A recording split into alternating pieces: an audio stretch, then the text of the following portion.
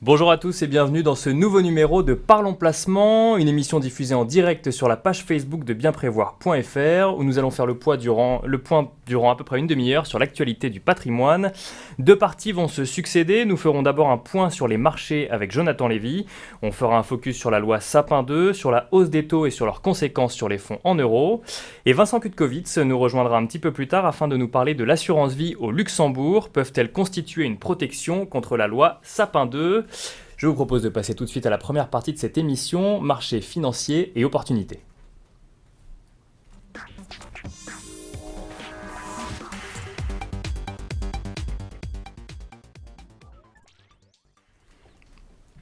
Jonathan Lévy, bonjour. Bonjour. Alors la dernière émission Parlons Placement était le 13 octobre dernier. Est-ce qu'on peut faire un petit point sur les éléments marquants sur les marchés d'ici là ? Oui, alors les éléments marquants, en fait, se résument à un élément marquant. D'habitude, on parle des banques centrales tous les mois. Cette fois-ci, on en a très peu parlé. La Banque centrale américaine s'est réunie une fois. La conférence de presse de Janet Yellen a été la plus courte de l'histoire. En fait, il n'y avait rien à dire. Pourquoi ? Parce que c'était juste avant les élections américaines. Et qu'on attendait de savoir si voilà. Hillary Clinton ou Trump serait élu. Exactement, rien ne pouvait se passer, rien ne pouvait se décider avant l'élection de l'un ou de l'autre. Donc effectivement, pendant ce mois-ci, on a eu l'énorme surprise sur les marchés financiers d'avoir la victoire de Trump, parce que ce n'était pas prévu, les sondages ne l'avaient pas annoncé, et les marchés s'étaient préparés plutôt à la victoire de Trump. Donc ça a été un petit tremblement de terre à l'instant T sur les marchés financiers. Et alors, qu'est-ce que ça a changé, cette victoire de Trump, qui était du coup une surprise sur ces marchés ? Ce que ça a changé, d'abord, on s'est mis un petit peu à regarder le programme de Trump, parce qu'on n'y croyait pas vraiment. Il était vu comme un populiste qui prenait le protectionniste. On s'est rendu compte finalement que c'est quelqu'un de très pragmatique. Son premier discours a été plutôt à l'apaisement, au rassemblement, donc ça a rassuré quand même les marchés financiers. C'est quelqu'un qui vient du monde de l'entreprise et on se rend compte qu'il est pro-business, son programme est pro-business. Par exemple, il prône la déréglementation, qui est un des problèmes qu'on a dans tous les pays. Un excès de réglementation est défavorable pour le business, pour l'économie. Et donc les marchés financiers sont favorables en fait à un plan de déréglementation de manière générale pour les banques en particulier. On s'attend plutôt à des bonnes nouvelles dans les mois à venir avec l'élection de Trump. Enfin, c'est plutôt bien accueilli par le marché. Tout à fait. Il y a également un plan de relance important, un plan d'investissement notamment dans les infrastructures qui veut mettre en place. On parle de 1000 milliards de dollars d'investissement. C'est considérable. Et c'est vrai, là où il n'a pas tort, c'est que le problème des États-Unis et un peu partout dans le monde, c'est le niveau de la croissance en fait. Autant le chômage est relativement bas aux États-Unis, c'est pas le cas en Europe et en France, mais la croissance ne se relève pas suffisamment. Et donc il faut se focaliser là-dessus. Et lui, la réponse est d'investir massivement, de baisser les impôts pour les particuliers, peu pour les entreprises également. Le taux d'IS devrait baisser. Donc il a globalement un programme qui est très favorable pour relancer la croissance. Et plus fondamentalement, ce qu'on constate, c'est qu'il y a un vrai relais, et ça c'est important pour ce qu'on va dire ensuite, entre la politique monétaire et la politique budgétaire. Jusqu'à présent, pour soutenir la croissance, tout reposait sur les banques centrales. Elles en faisaient beaucoup, elles mettaient en place des politiques monétaires accommodantes.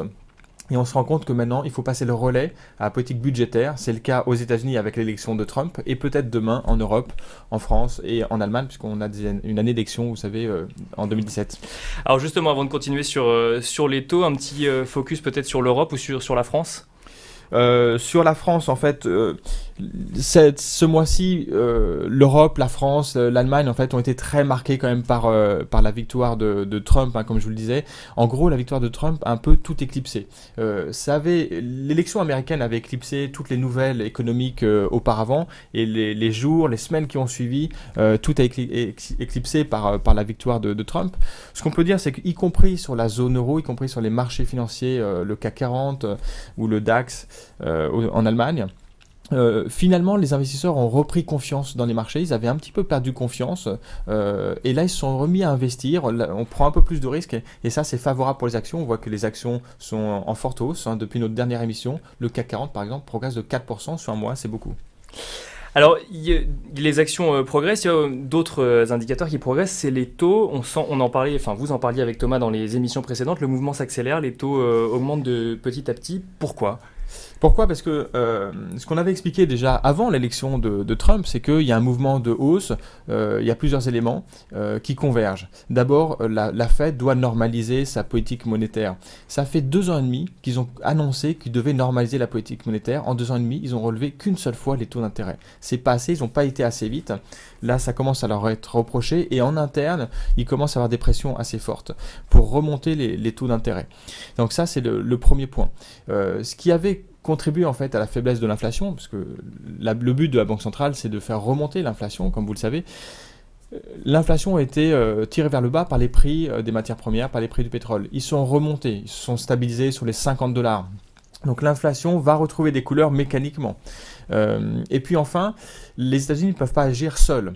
Or, la BCE a dit elle-même qu'elle était défavorable, enfin elle ne l'a pas dit encore, mais on pressent, il y a des rumeurs, et on pense qu'il y a tout lieu de penser que la BCE va estomper son programme de quantitative easing, va estomper sa politique monétaire accommodante. Elle restera très accommodante en 2017, mais elle ne va pas aller plus loin, parce qu'il y a des effets secondaires qui sont très négatifs pour les banques et finalement pour l'économie. Donc ça va dans le même sens. La Banque centrale européenne elle-même va laisser les taux longs remonter un petit peu, et du coup ça laisse de la place à la Fed de remonter les taux. C'est quoi le problème ? C'est tout simplement la devise. Si elles ne se coordonnent pas, les deux banques centrales, le dollar exploserait, serait trop fort, et ça finirait par casser la croissance américaine. Ils veulent surtout éviter ce scénario-là, et la BCE leur laisse l'opportunité de remonter les taux. Et alors, est-ce qu'on peut imaginer que la Fed remonte ses taux en décembre, comme on a pu le lire dans la presse dès ce matin, du coup ? Ah oui, ça c'est très très vraisemblable. Le marché y croit beaucoup aujourd'hui. La probabilité que ça se réalise est proche de 100%. Stanley Fischer, vous savez, c'est le numéro 2 en fait de la Fed, il est très écouté et lui-même prône pour une hausse des taux, il le dit régulièrement, il l'a encore redit, donc ça risque d'arriver, ouais. Un autre sujet de fond qui a déjà été évoqué dans cette émission, c'est la loi Sapin 2. La loi Sapin 2 donc, qui prévoirait, mais vous l'expliquerez mieux que moi, un blocage en fait, des fonds, si jamais des fonds sur les contrats d'assurance vie, si jamais les taux venaient à remonter. Quelles seraient les mesures défavorables du coup pour cette assurance vie ? Alors en fait, la loi dit pas spécifiquement en cas de remontée des taux, on bloque les fonds. Ce qu'elle dit plus c'est qu'elle se permettrait de le faire si jamais ça arrivait, ou si ça crée un risque. Voilà, de manière générale, s'il y a un risque de crise systémique, donc pour l'ensemble des compagnies d'assurance françaises, des compagnies d'assurance vie françaises, s'il y a un risque systémique, et bien dans ce cas-là, elle se permettra de bloquer le rachat. C'est-à-dire que les gens ne pourront pas retirer leur argent qu'ils ont dans leur contrat d'assurance vie. Et nous, on traduit que le risque systémique, il se produit en cas de scénario de hausse des taux. Alors, si les taux remontent lentement, là, il n'y a pas de problème. S'ils mettent 5 ans à remonter, les compagnies d'assurance ont le temps de s'adapter. Donc, ce n'est pas un problème. Le problème, c'est si les taux remontent rapidement. Donc, ce serait en cas de crise aiguë, pour une raison ou pour une autre. Les taux remontent très vite, ce qui n'est pas ce qu'on est en train de dire aujourd'hui. J'ai parlé de hausse des taux, mais ça reste relativement modéré. Pour fixer les idées, on était à 0,10 au plus bas sur le taux d'obligation de l'État français à 10 ans. On est passé à 0,70, 0,80. C'est une hausse importante, mais c'est tout à fait absorbable pour les compagnies d'assurance vie françaises. Même s'il remonte encore en 2017, ce taux-là, ça reste absorbable. Par contre, si les taux remontaient encore plus haut, jusqu'à 3%, 4%, là, ça commencerait à poser un vrai problème pour les compagnies d'assurance. Pourquoi ? Parce que dans les fonds en euros, ils ont un portefeuille d'obligations. Si les taux remontent à ce niveau-là, ils vont être en forte moins-value.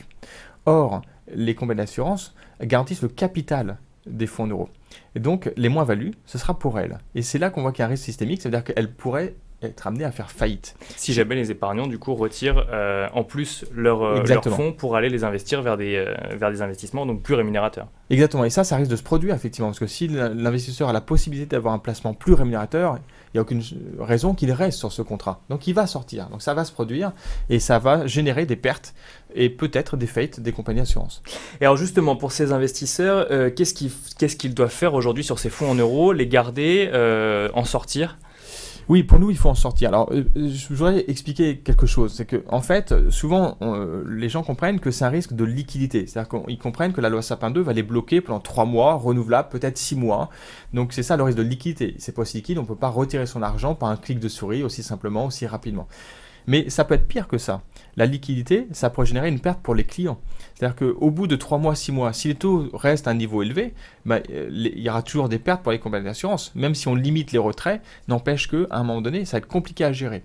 Ce qui risque d'arriver, il faut quand même le dire clairement aux gens, clairement aux Français, c'est qu'on va leur dire, on ne peut plus vous garantir le capital, puisqu'il y a des pertes sur les compagnies d'assurance qui pourraient être ravageuses pour le système, on va vous appliquer une décote sur le fonds en euros que vous avez.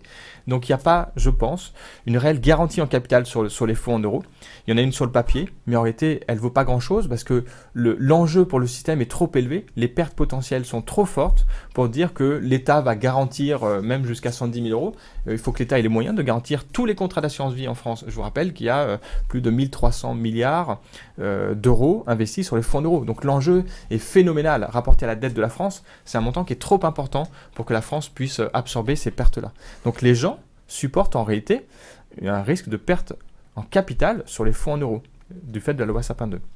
Du coup, si je comprends bien, il faut sortir de ces fonds en euros, peut-être pas le plus rapidement possible, mais il faut anticiper d'en sortir prochainement. Oui, ne pas attendre, parce qu'en fait, si on se dit je le ferai s'il y a une crise, ce sera trop tard. Je peux vous dire que je me suis occupé de la gestion de banques, d'institutionnels, et j'en ai traversé des crises depuis 1995. Et lorsque la crise arrive, c'est toujours trop vite, on n'a jamais le temps de réagir. Même quand on est un grand institutionnel, c'est pas possible. Donc il vaut mieux agir avant que la crise n'arrive, par anticipation. Et pour un particulier, c'est pareil. C'est aujourd'hui qu'il doit agir. La tête froide. Aujourd'hui, il n'a pas le couteau sous la gorge, mais il peut le faire tranquillement. S'il le fait, c'est pas pénalisant pour le système. S'il décide de sortir lorsque les taux ont monté, en plus, lui-même, il rajoute du risque pour les compagnies d'assurance. S'il le fait aujourd'hui, il n'y a aucun impact pour les compagnies d'assurance. Aujourd'hui, elles ont même plutôt des plus-values. Donc c'est même plutôt favorable pour les compagnies d'assurance de sortir des fonds euros. Nous, ce qu'on explique, c'est que c'est aujourd'hui qu'il faut sortir des fonds euros. Il ne faut pas attendre que le risque se matérialise.